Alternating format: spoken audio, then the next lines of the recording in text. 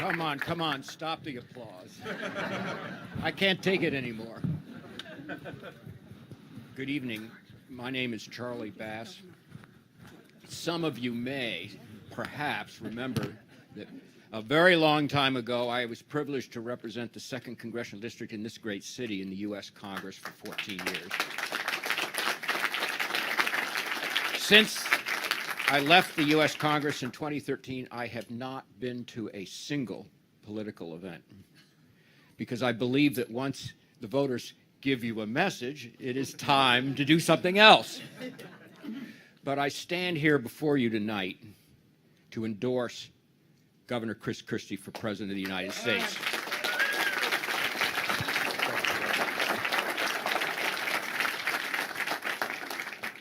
See, this is an envelope. In my car, when I got here, I wrote down 5 words to describe Governor Christie. He's courageous. He's fearless. He speaks the truth. He believes in the rule of law. He's experienced. He's compassionate. And he will make and preserve this country as president for generations to come. It is my honor to stand here before you and urge you to tell all your friends and everybody you know that this is the time to support Governor Christie for president.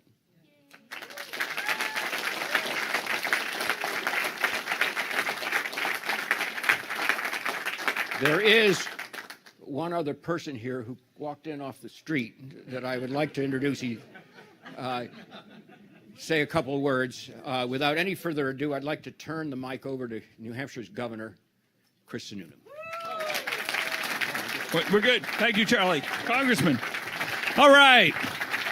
This is terrific. You guys excited? Well, you should be. It's a first in the nation primary. And we're going first. Which is pretty great. So, I've done a bunch of these with Governor Christie. It's been great. We're governors, so we get each other. We get the game. We get the nonsense happening down in Washington, D.C. Let's start with the first in the nation primary. We are going to be first, which is great. The date is set, which is real. It's January 23rd. So that means 9 weeks. 9 weeks. Now, that is I was talking to some of the national media today. They think this is the end of the game. I'm like, no, we're just getting started. They've been in this for years. They don't understand how this works. I said, we're just going to get around with our families to start figuring out what are we going to do? Who are we going to narrow this down to with our votes over the next couple of weeks, and then ultimately who we're going to vote for on January 23rd. The whole election's been delayed, right? Compared to previous years. As Chris knows, he's gone through this before. Everything's been a little bit delayed. So as much as we know most people will decide who they're going to vote for after Thanksgiving, I think it's even going to be a little later than that. So my point is this, still tons of opportunity, right? To get votes out, to talk to your family, to sit in those awkward conversations at Thanksgiving with that creepy uncle. But you know what? If your creepy uncle's going to vote for who you want to vote for, have the conversation, give him some extra gravy, get him to the voting booth, whatever it takes. In New Hampshire, because we have this amazing, we always talk about the opportunity to be first, but also the responsibility, right? I mean, the rest of the country is looking at us. We are kind of that first filter. We said for months we're going to narrow this field down. We did. And we are, and we're going to continue to do so. We don't have 13 candidates on there. We have 4 realistic candidates. Let's go with 3. 3 realistic candidates. I mean, really. That are real viable options for us. And so that the opportunity there is the discussions get a little deeper, right? On the debate stage, you're not having 4 or 5 minutes of airtime. They're having 20, 25 minutes. They're going back and forth. They're answering questions. We're getting to know them. And here in New Hampshire, we are that first filter. We want to look you in the eye. We want to buy off on you as a person first, right? And we want to make sure that you're not just talking to us, you're allowing us to ask the questions, and your answers are genuine. Maybe we agree, maybe we don't agree on everything, that's fine, but they're genuine.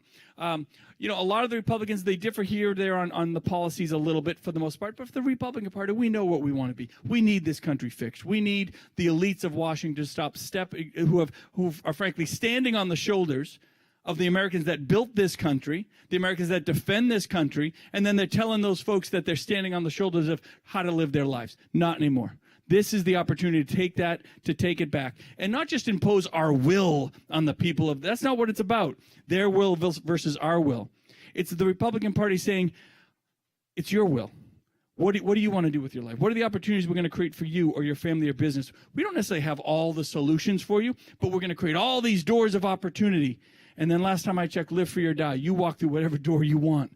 That's what conservative values are. Sending the power and the control back to the states. Sending more of the budget authority back to the states instead of having this one-size-fits-all authoritarian rule out of Washington. That is a failed model. It really is.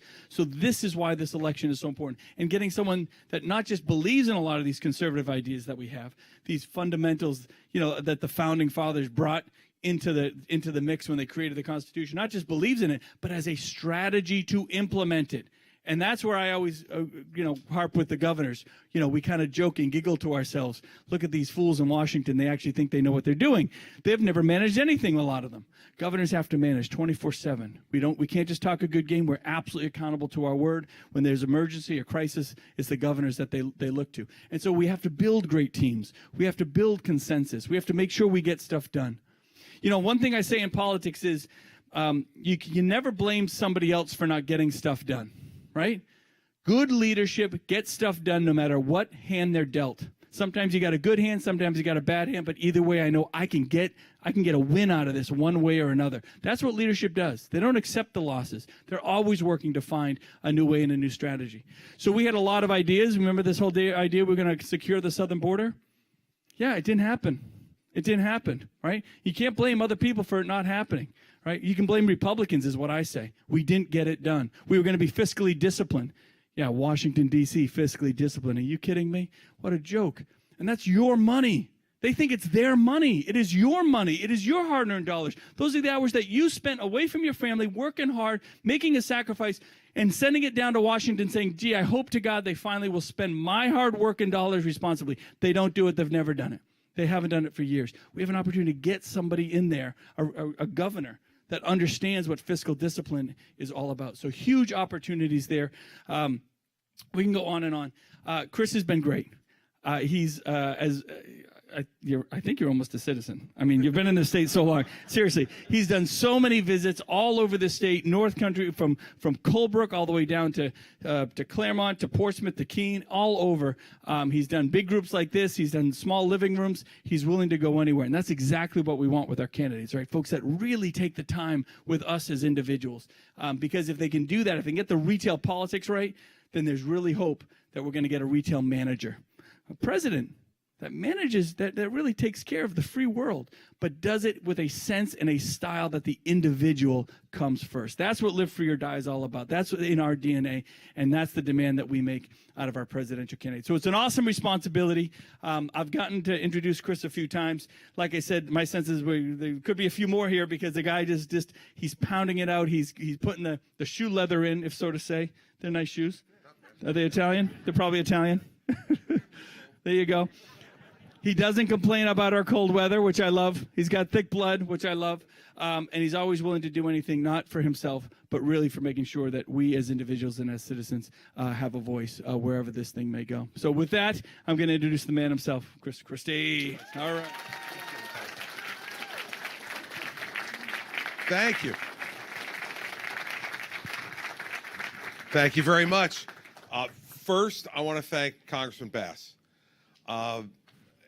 It really means a great deal when somebody who has been in the wars, who's been in the battles, who knows what it's like to run for office, who's won and lost, and knows that winning is definitely much better than losing, and who does all those things, decides in as divided a country as we have right now that they're willing to stick their neck out and be with somebody.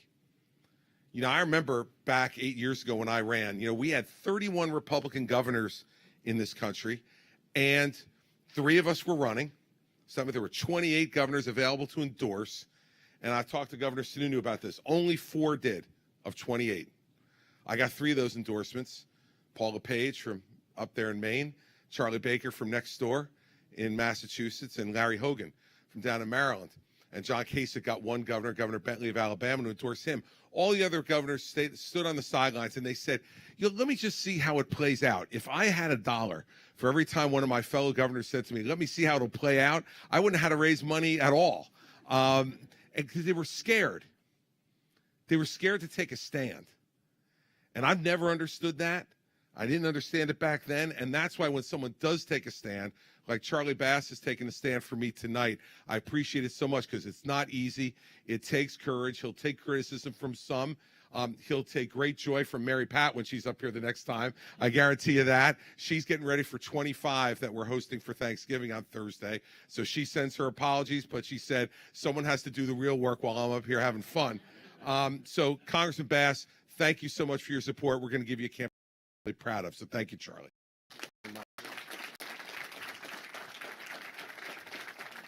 And to that guy who wandered in off the street to introduce me tonight, the governor, I have to tell you, he's right, by the way, about governors. You know, we don't have anybody to pass the buck off to. I learned that most particularly when Hurricane Sandy hit my state 11 years ago. And when it did, I remember going the first morning to the Emergency Operations Center after the hurricane hit over people's lawns just to try to get around things. It was an incredible sight. And when I got there, I had my cabinet around the table, and they all reported the list of horribles to me. 346,000 homes, no operational treatment or wastewater treatment decision.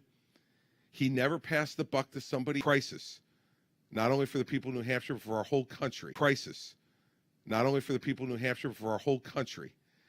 And we know what it's like to have to be the person in to make the decisions. So when he comes here tonight to introduce me and says I'm one of the people that he thinks could be president, that means a great, because I understand you got other stuff to do too. So thank you for coming.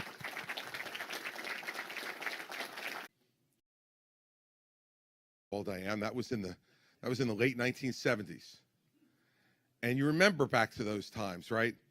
Double-digit inflation, double-digit unemployment, double-digit interest rates, hostages in Iran, at its height with the nuclear threat from the Soviet Union, significant. And that's when I was going off to college. I went to college as a freshman in the country, and it was a scary young person. And think about, well, what's your future going to be like? Where's our country going? And can we get over all these problems? And at the time, quite frankly, we had a president who told us it was our fault, that there was a malaise in the country. And it wasn't very hopeful to me. And so as I was sitting down in my dorm room at the University of Delaware, trying to figure out who was I going to vote for, it became pretty clear that in the first chance I had to vote in my life was a presidential race. Leadership. He understood back then, just as it's become, government is not the solution, government is the problem. Control. Like we let it run out of control in this post-COVID period now. Spend what they can and can't do and what they should and shouldn't believe. And Ronald Reagan was my first vote. And it's still my proudest vote that I've ever made for President of the United States, was voting for Ronald Reagan in 1980. And he came in and he proved once again to the country that the conservative Republican governor from a blue state. Now that's a self-interested comment, but it's still true. It understood exactly what Chris just talked about and what he has to do here every day in a state that is purple. He doesn't have a legislature that does what he wants to do all the time. He doesn't have executive counselors who always say, oh, whatever you want, Governor, no problem. Senator Lang sitting here chuckling. Does Lang vote the way you need him to? You can tell me later. But Reagan was in California with a Democratic legislature. And so what he understood was a governor in that circumstance has to do two things. You have to use the bully pulpit to persuade the public to get behind more of your ideas than the other parties. And then you got to know how to make a deal. And we have lost both those abilities in Washington, D.C. We haven't had a president who could make a persuasive case to Congress since George W. Bush made a persuasive case after 9/11. Everybody since then, and even George W. Bush lost it a bit after 9/11 and lost his ability to do that when he tried to fix immigration and do this in Congress before he became president. Never developed relationships and didn't care to develop when he was president.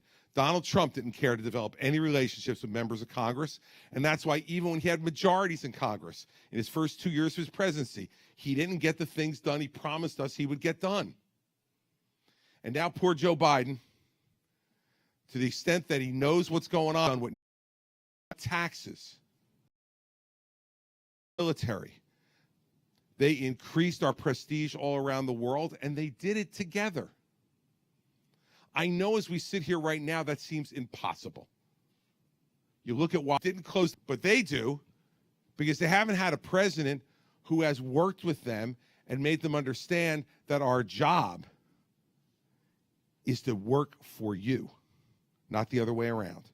Our job is to, you may not like everything I say. In fact, I'm pretty willing to bet that you won't like everything I have to say, but I'm willing to tell you this, when you're in Nashua, you're going to hear what I have to say. And when I was up in Keene, I said the same damn thing. When I'm in Manchester, I say the same thing. When I was in Portsmouth last week, I said the same thing. You're never going to have to wonder what I'm thinking. You have to wonder what I have a record to prove that I can do it. I had a Democratic legislature for every minute of all 8 years of my governorship. Every minute.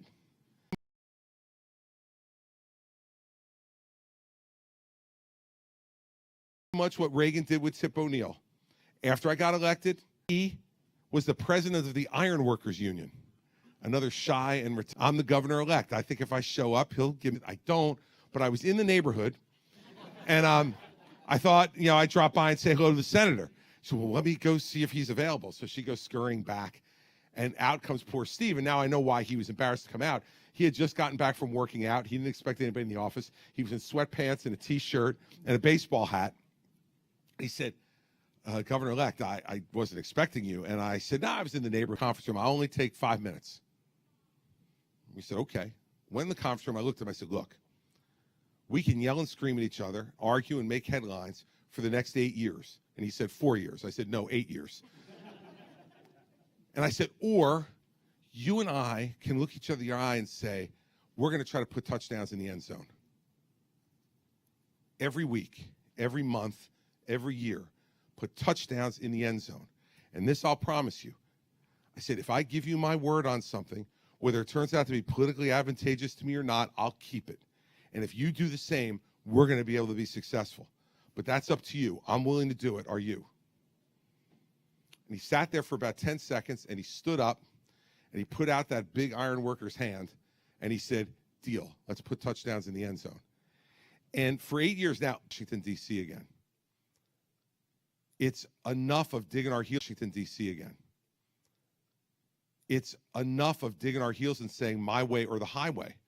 It's just not the way the government was designed to work. We need to have somebody who's willing to fight, use the bully pulpit, move things in our direction, and then someone who knows how to make the deal and make progress for the country.